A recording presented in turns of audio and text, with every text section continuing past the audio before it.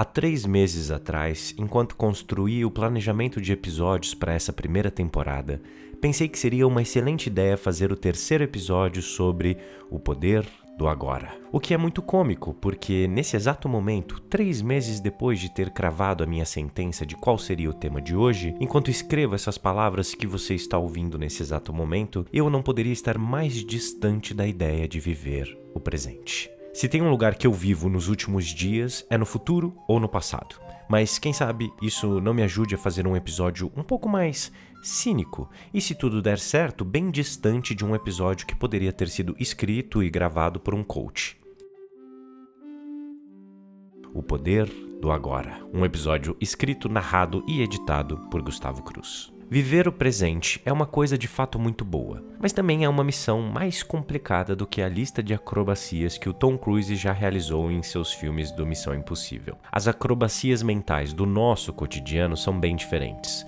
Só nós, que não recebemos milhões para superar os nossos limites, sabemos o que significa tentar uma manobra tão arriscada quanto a de acordar e viver o agora. Para começar melhor esse episódio, é importante sacudir a poeira e sair dessa visão pessimista, tão comum para quem não está vivendo o agora. Vamos refletir um pouco sobre o que é tão interessante no presente. Mesmo ele não sendo tão presente na nossa rotina, mesmo a gente fazendo de tudo às vezes para fugir dele, existe um lugar ali que é de fato bem reconfortante. O exemplo mais estrondoso e exagerado do que é viver o presente está em uma viagem. Aquele sentimento maravilhoso não está relacionado só ao fato de você ter parado de trabalhar durante as suas merecidas férias. Quando nós partimos por uma jornada dessas, saímos da nossa casa, da rotina que nos cerca, acabamos passando por um processamento curioso, muito parecido com o mesmo processamento mental que eu já senti quando participei de um laboratório de meditação a convite de um amigo. Viajar também é muito bom porque nós vivemos cada minuto como se fosse o último. Nós não queremos perder nada, planejamos bem o dia para visitar o máximo que podemos de atrações, tiramos fotos de cada esquina, prestamos atenção nos restaurantes, nos surpreendemos, porque tudo é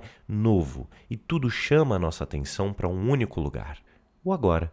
Temos a clara noção de que o que estamos vivendo não vai se repetir no dia a dia. Algo que acabamos esquecendo, mas que é meio que a vida no modo prático. Cada dia que se passa não pode ser reconquistado, não pode ser revisitado. O agora é só agora mesmo. Mas curiosamente lembramos disso quando estamos viajando, por exemplo, ou quando alguma coisa fora da nossa rotina acaba acontecendo, tanto boa quanto ruim. Esse sentimento, esse estado de presença é uma coisa que eu tento carregar comigo depois de uma viagem. E, naturalmente, não é garantido que toda viagem vai te proporcionar isso.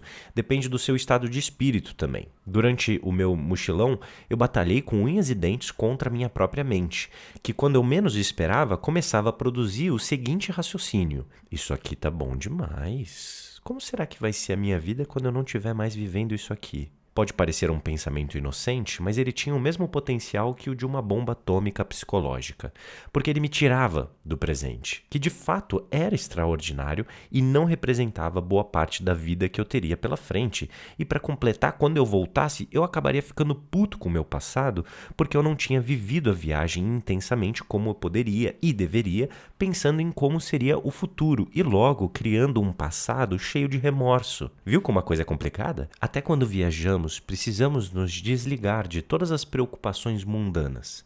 Precisamos respirar aquele momento. E sabemos disso. Estamos criando memórias e esperamos o ano todo por isso. Isso é claro quando temos a sorte de estar viajando, o que também não faz parte da normalidade do nosso cotidiano. E afinal de contas, como é que eu trago comigo, dentro da minha mala, para minha rotina, essa sensação de viver o presente? É não se preocupar com o que não está acontecendo. Não é louco? Viver o presente é literalmente se entregar ao momento, sem pensar tanto na repercussão disso tudo. Então, vamos falar sobre o que realmente vivemos o tempo todo. O não agora, o adiar, o antecipar, essa coisa louca, essa tragédia, que pode até virar uma comédia, chamada de passado, e futuro.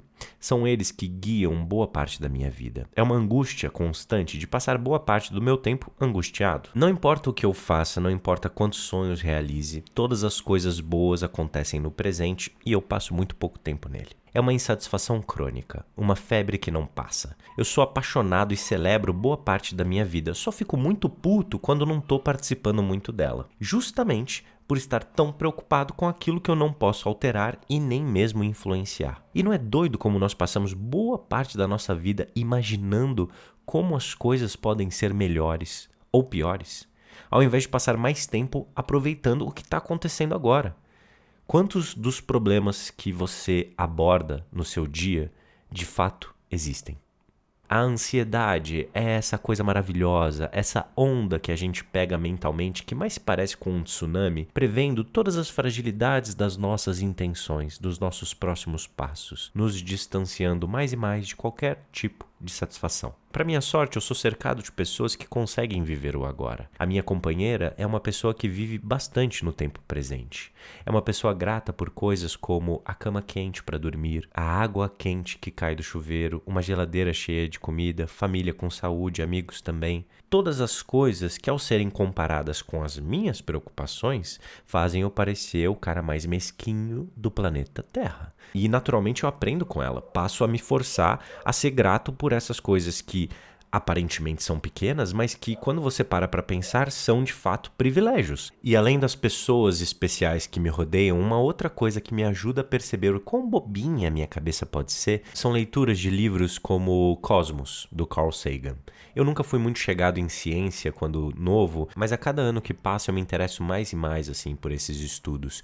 Quando você passa a entender o quão insignificante é a sua existência, o quão aleatória pode ser a sua participação dentro do cosmos. É claro que algumas pessoas podem entrar em parafuso e buscar uma resposta em outros lugares, como na espiritualidade, por exemplo, e eu nem estou falando que eu sou uma pessoa que não acredita em Deus. Eu teria que ser muito confiante para fazer uma aposta tão arriscada. E o fato é, sou uma pessoa insegura, que passa tempo demais dentro da própria cabeça, o que também me permite uma coisa boa, que é conseguir ouvir um cientista e o Buda no mesmo dia e achar que eles falaram coisas complementares.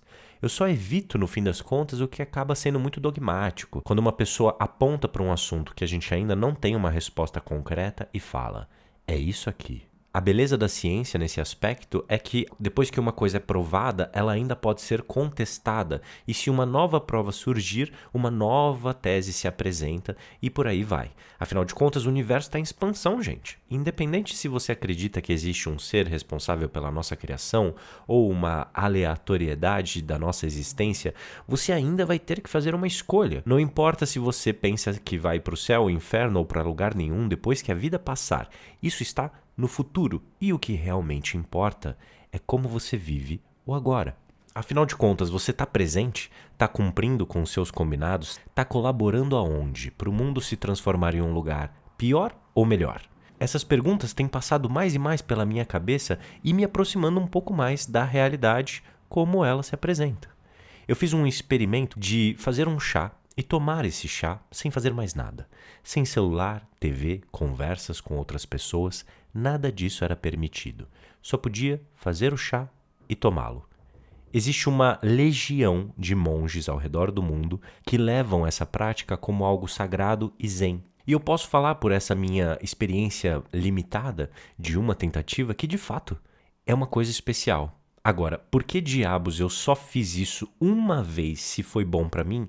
É assunto para outro episódio. Mas eu acho que existe uma beleza em não ter transcendido com o tema do episódio de hoje. Eu posso falar com uma maior propriedade do quão insatisfatório é permanecer longe do estado presente, porque é nesse lugar que eu fico boa parte do tempo. Então, de todas as coisas que você pode fazer para tentar fugir dessa angústia, eu acho que de fato a resposta está nessa simplicidade, nesse estado meditativo de conseguir estar aqui e agora.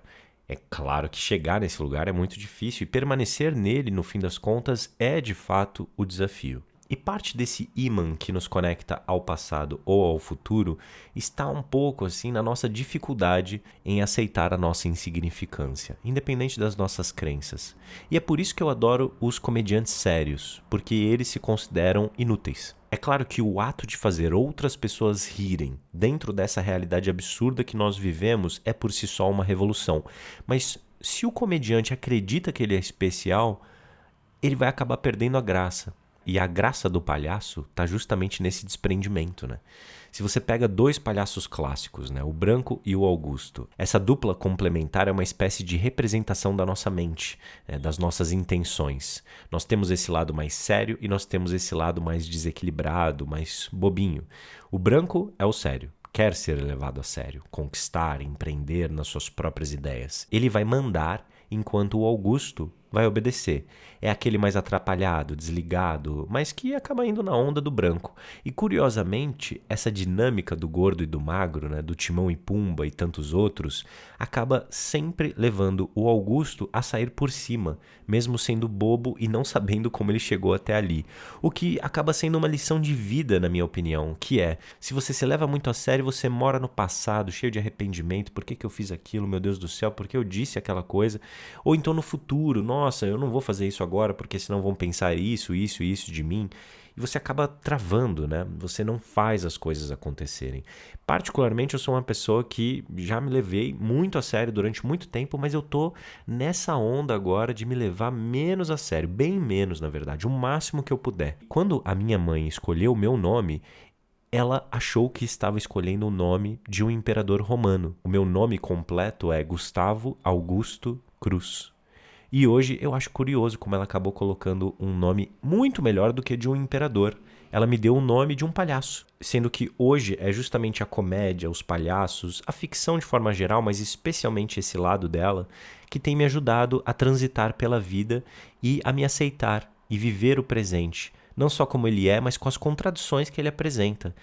Tendo medo mesmo, mas tentando ao máximo ficar aqui e agora.